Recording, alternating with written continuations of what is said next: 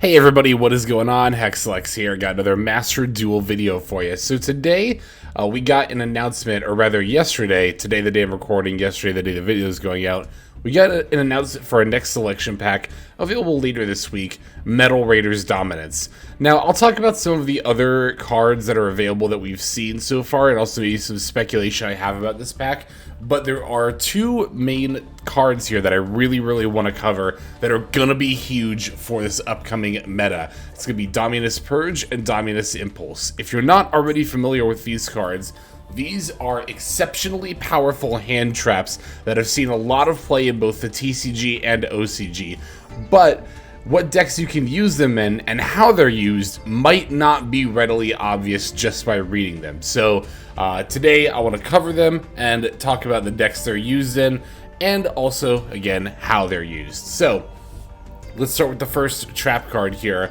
Dominus Purge is a normal trap card which says if your opponent controls a card, you can activate this card from your hand. When a card or effect is activated that includes an effect that adds a card from the deck to the hand, negate the effect. Then if you have a trap in your graveyard, destroy that card.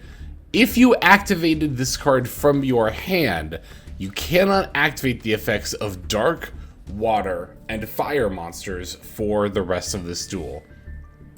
For Dominus Impulse, it reads, a normal trap card that says, if your opponent controls a card, you can activate this card from your hand. When a card or effect is activated that includes an effect that special summons a monster, negate that effect, then if you have a trap in your graveyard, destroy that card. If you activate this card from your hand, you cannot activate the effects of light, dark, and wind monsters for the rest of this duel. So obviously these are two very powerful effects that come with some pretty heavy drawbacks. So I think what I'm going to do here is mostly talk about the drawbacks in relation to the effects. Dominus Purge acts as a sort of Ash Blossom type effect is the easiest way to think of it, because Ash Blossom is most often used to stop cards from being added from the deck to the hand. Of course, Ash Blossom has some more flexibility, but for all intents and purposes, you can basically think of it as the same thing. So having 3 more copies of Ash Blossom is certainly very appealing. Of course, both of these trap cards can be activated from the hand, and I'm mostly going to be speaking assuming that you'll be activating these cards from the hand. Similarly, Dominus Impulse has the same condition of being able to be activated from the hand if the opponent controls a card, the same restriction, or a similar restriction rather, for if you do use it from hand. However, Impulse negates effects that include, or a card or effect that includes an effect that special summons a monster. So also somewhat similar to Ash Blossom, because Ash Blossom stops special summons from deck, but of course this can also stop special summons from hand, graveyard, banish, or in some very rare cases extra deck. I do want to note that this stops specifically a card or effect that special summons. It does not stop a special summon that doesn't start a chain. Something like an extra deck summon like a Pendulum, Fusion, Synchro, Xyz, Ritual Summon, effects like Diabell Star that special summon but don't start a chain. You cannot use Dominus Impulse against those. If you've used before or are familiar with like DD Wave High King Caesar, the same stuff you can negate with that is what you can negate with Dominus Impulse. So obviously the big elephant in the room are these restrictions. Purge says you can't activate dark, water, and fire monsters for the rest of this duel, and Impulse says you can't use light, earth, and wind. So the first thing you're probably thinking is, okay, then what decks am I actually able to use these in? And fear not, because I have actually gone through a lot of the most popular decks of the format, and I have here written down a list of decks that could easily slot each of these cards. I'm going to read them aloud, but I'm also going to throw the names of the decks on screen next to each of these cards. So for Dominus Purge, you can look forward to using this card in Ritual Beast, Voiceless Voice, Blue Eyes, Magical Musketeers, Melodious, Trap Tricks, and Drytron.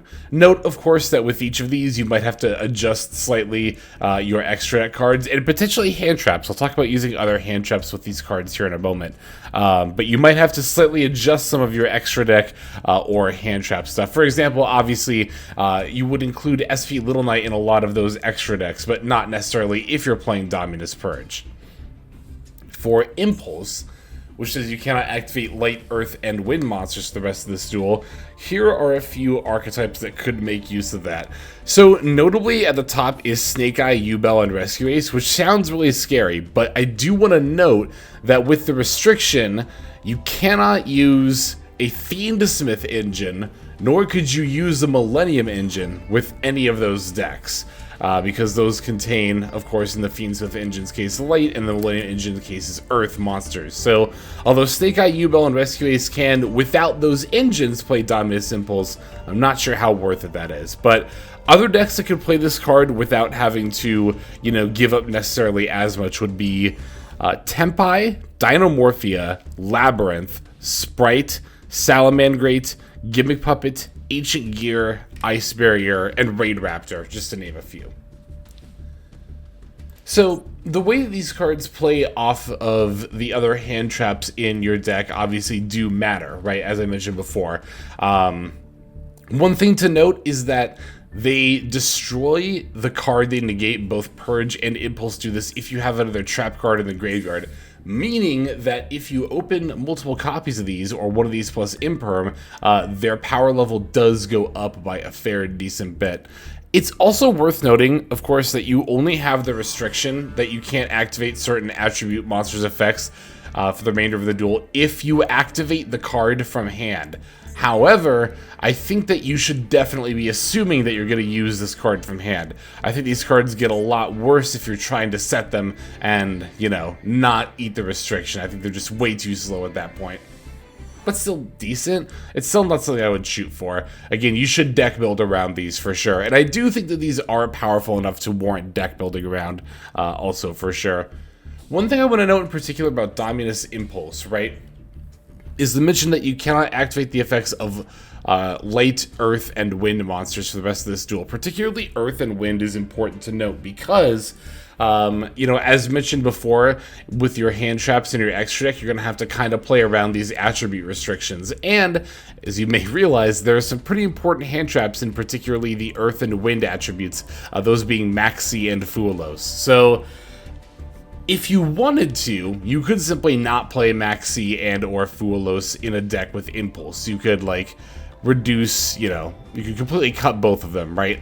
Or you could reduce your number of copies. Or you could simply not, because the way that these restrictions are phrased are for the rest of this duel, right? Rest of this duel means from the point you activate a Dominus card on. So, for example, a deck playing Dominus Impulse, I think, could very easily still run Maxi. The idea, especially in a best of one format, even in best of three, you can just side stuff in and out, right? But my point being that you can totally play Impulse still alongside Maxi, even though it restricts you from not being able to use Earth effects, because you know, a card like this is going to be, especially, you know, the using from hand effect, is going to be most useful on turn 1, and you could still draw into this off of Maxi after, you know, turn 1.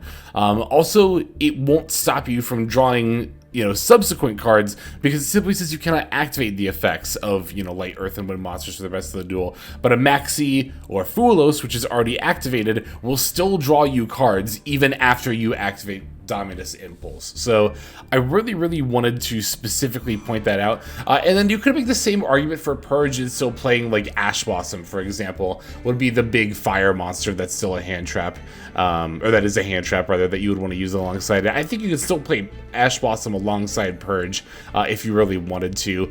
Simply use your Ash Blossom before your Purge if you happen to open both. But then if you open Purge, I wouldn't necessarily hold it and try to wait for an Ash Blossom. I'd still just, you know, use it. So even though these restrictions look like you have to completely exclude those attributes, there are still some cases where you could include, and the same could be true of an extra deck monster, right?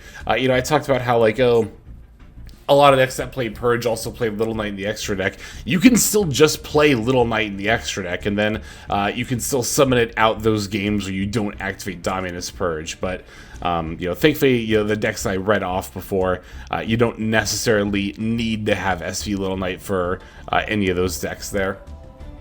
So all in all, while these cards might seem a little bit weird as you read them, and they might seem super restrictive, it's actually not quite the case, or like so much the case as it might look. I really do think that these cards are going to be quite widely used and quite impactful in the meta. Funnily enough, I think Dominus Impulse actually will not quite see as much play as it did in the TCG OCG upon release, because I'm pretty sure, actually I don't know if these predated Feedsmith or not, but you know, you think about, again, playing Impulse in a deck like Snake Eye and realize how much that conflicts with the Feedsmith engine, and you know, I am personally kind of left to wonder how worth it that is. It might actually still be. Again, you know, Impulse using the in-hand effect, even though it does conflict with the Feedsmith engine. I mean, there are some hands where you just don't open this in the Feedsmith engine. Is that a risk you're willing to take? This is kind of a, you know, deck building risk you're gonna have to figure out with these cards moving forward. I will say, all in all, I like the design of these cards. I like this direction for hand traps to take, that they challenge you as far as your skill testing in the deck building phase and also the play phase, right? Kind of simultaneously. Again, that whole idea of playing Maxi and Dominus Impulse in the same deck still being fine, you just have to manage those resources pretty well, which I think is neat. And I definitely like gameplay of that vein. So when it comes to this pack, these two URs are definitely worth going for. The rest of what's mentioned here is going to be the Metal Morph archetype, the Perform Age archetype, as well as more Goblin Biker support. So Goblin Biker is already a decent enough rank 3 engine.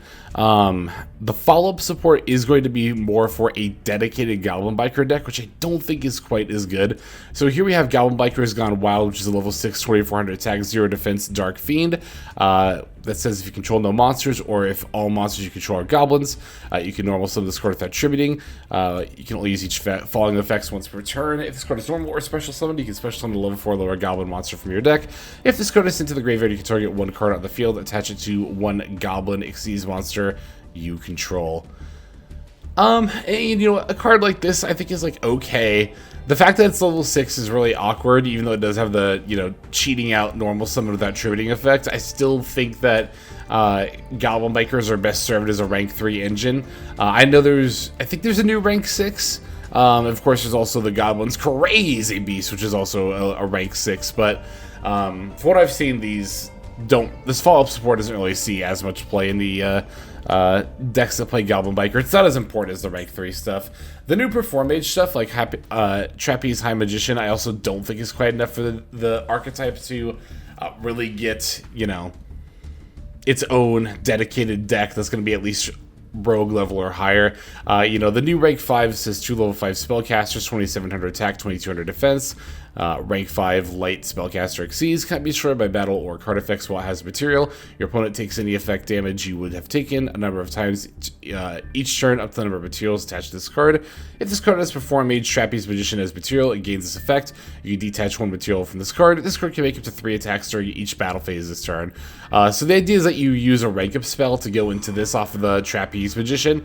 But that said, you know, this card being able to occasionally OTK on an open board is not particularly impressive in modern Yu-Gi-Oh!, given that just about any deck can generate enough attack power to OTK on an open board, Perform Age included, without using a card like this.